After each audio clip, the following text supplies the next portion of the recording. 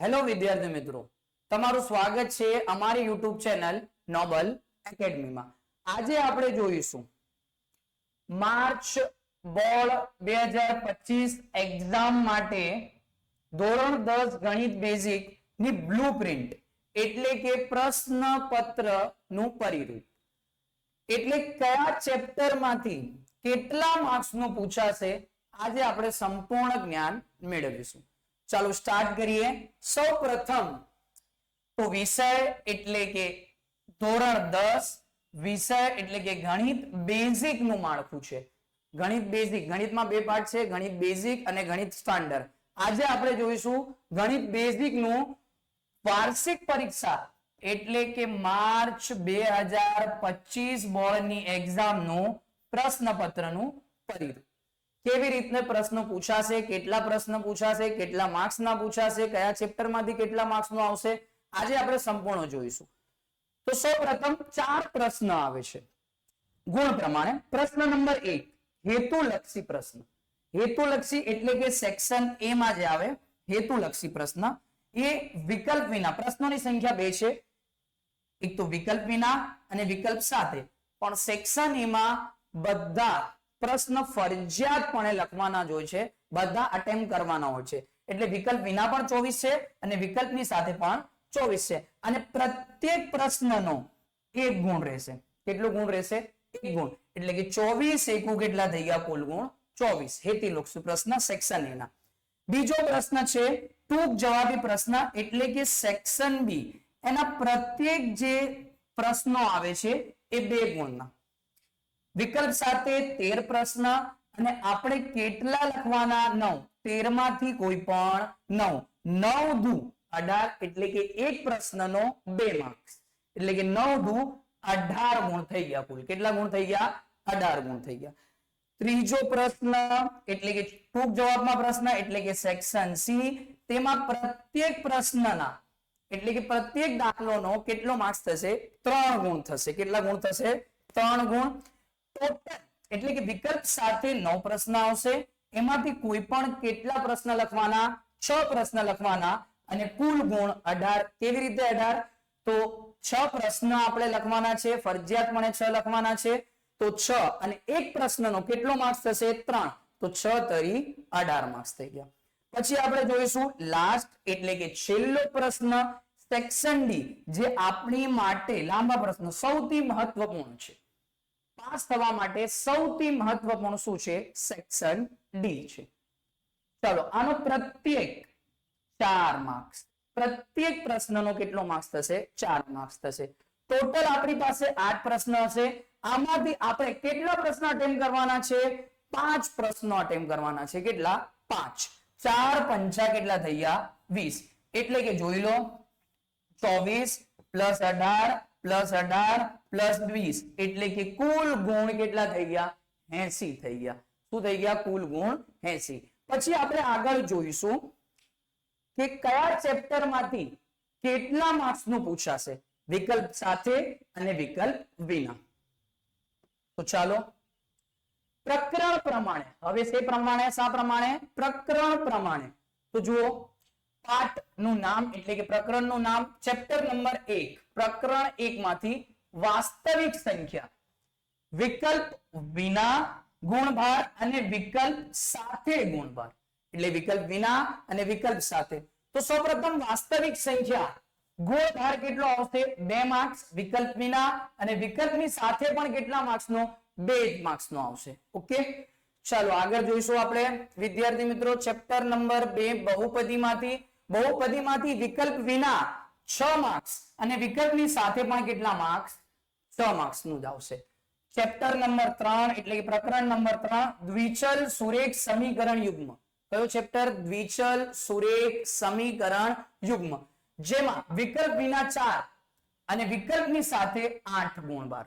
8 marks નું આવશે. Okay, chapter number 4 એટલે પ્રકરણ નંબર 4 દ્વિઘાત સમીકરણ, જેમાં વિકલ્પ વિના ગુણભાર 5, વિકલ્પની સાથે 7 માર્ક્સ નું આવી જશે. ઓકે, ચેપ્ટર નંબર 5 પ્રકરણ 5 સમાંતર શ્રેણી.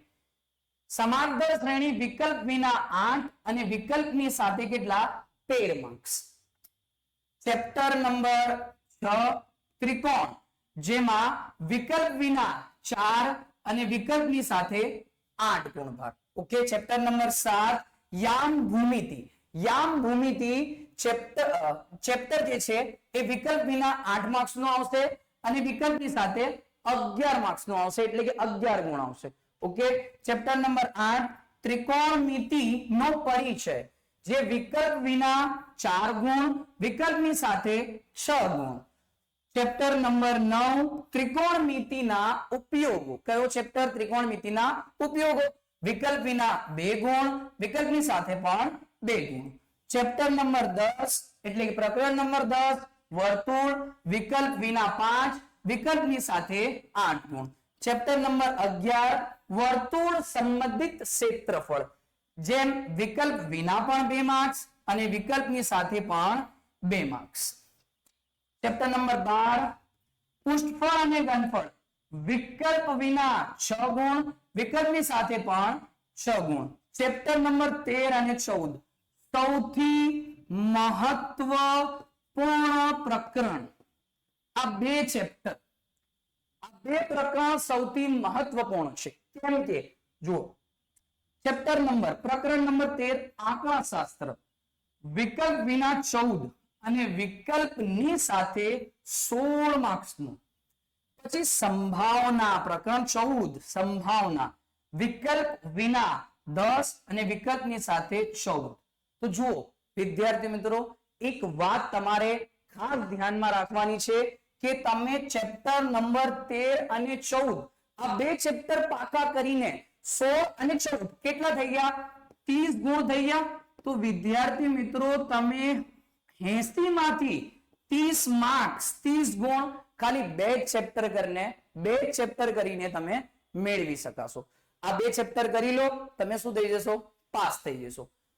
ઓકે વિદ્યાર્થી મિત્રો, તમને ધ્યાનમાં આવી ગયું? તો જુઓ, વિકલ્પ વિના કુલ ગુણ 80 અને વિકલ્પની સાથે કુલ ગુણ 109 માર્ક્સ નું. તો ટોટલ પેપર આપણું કેવું આવશે? ટોટલ કેટલા ગુણનો આવશે? 109 માર્ક્સ નો આવશે. ઓકે, જેમાંથી આપણે કેટલા ગુણનું લખવાનું છે? 80 એટલે કે 80 ગુણનું લખવાનું છે. ઓકે વિદ્યાર્થી મિત્રો, સમજણ પડી ગઈ? આગળ આપણે જોઈશું કે સેક્શન એ માં કેટલા પ્રશ્ન છે, પ્રશ્ન ક્રમાંક શું છે, સેક્શન બી નો પ્રશ્ન ક્રમાંક ક્યાંથી ચાલુ થાય છે, સેક્શન સી માં કયા પ્રશ્નથી ચાલુ થાય છે, સેક્શન ડી માં કેટલા પ્રશ્ન છે, કેટલા તમે ફરજિયાતપણે લખવાના છે અને કયો પ્રશ્ન ક્રમાંક છે. તો જો આગળ વધીશું આપણે. પ્રશ્ન ક્રમાંક 1 થી 24 આ તમારો આવશે વિભાગ એ, હેતુલક્ષી પ્રશ્ન. દરેક સાચા જવાબનો 1 ગુણ, બધા પ્રશ્નો ફરજિયાત છે. પછી આમાં તમારી ખાલી જગ્યા આવી જશે, એમસીક્યુઝ, ખરા ખોટા, જોડકા જોડો, એ બધું જ આવી જશે.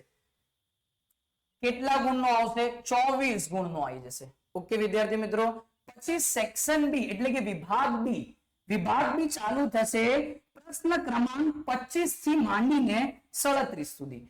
ત્યાં સુધી 25 થી માંડીને 37 સુધી, જ્યાં ટોટલ પ્રશ્ન 13 છે કુલ, એમાંથી કોઈ પણ 9 પ્રશ્નની ગણતરી કરવાની છે. એટલે કે 9 પ્રશ્ન આપણે ફરજિયાતપણે કરવાના છે અને પ્રત્યેકના દરેકના કેટલા ગુણ આવશે?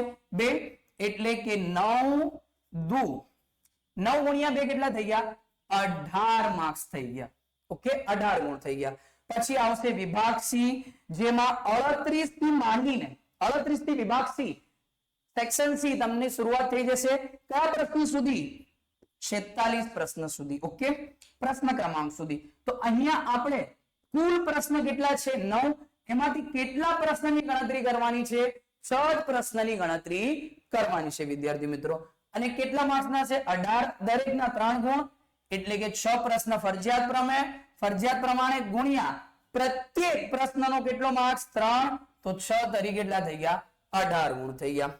અને એક લાસ્ટ આપણો મહત્વપૂર્ણ વિભાગ ડી, જેમાં વિસ્તૃત જવાબ પ્રશ્ન એટલે કે લાંબા દાખલા આવશે, જે 47 થી માંડીને પ્રશ્ન ક્રમાંક 47 થી માંડીને પ્રશ્ન ક્રમાંક 54 સુધી હોય, 54 સુધી થશે. એટલે કે આપણા ટોટલ પ્રશ્ન 1 થી માંડીને 54 પ્રશ્ન ક્રમાંક સુધી થશે. એમાં ટોટલ એટલે કે કુલ 8 પ્રશ્ન હશે, જેમાં 5 પ્રશ્નની ગણતરી કરવાની છે. 5 પ્રશ્ન તમારે ફરજિયાતપણે જ લખવાના છે. એમાં દરેકના ગુણ 4 એટલે કે પ્રત્યેકના 4 ગુણ, 5 તમારે ફરજિયાત છે. એમાં ગુણ્યા 4 કરીશું તો 5 ચોક કેટલા થઈ ગયા 20, 24, 18 + 18 + 20 એટલે કે કુલ ગુણ 80. કુલ ગુણ 80. તો આવી રીતે તમારું માર્ચ 2025 બોર્ડ એક્ઝામમાં આવી જ રીતે પ્રશ્નનું પરિરૂપ હશે. તો વિદ્યાર્થી મિત્રો, આપણે આગળ એક વિડીયોમાં મળીશું, જેમાં આપણે તમારી માટે કંઈક જુદો, કંઈ એક રણનીતિ કહીએ કે એક સરપ્રાઈઝ કહીએ, તમારી માટે એક સરપ્રાઈઝ લઈને આવી રહ્યા છે, જેમાં ઘણા ઓછા ચેપ્ટર કરીને ઘણા વધુ ઓછા ચેપ્ટર કરીને વધુ માર્ક્સ લેવાની એક પ્લાન છે, એક રણનીતિ છે. એક રણનીતિ છે જેમાં આપણે આગળ વિડીયોમાં ચર્ચા કરીશું. તો વિદ્યાર્થી મિત્રો, અમારી સાથે બને રહો.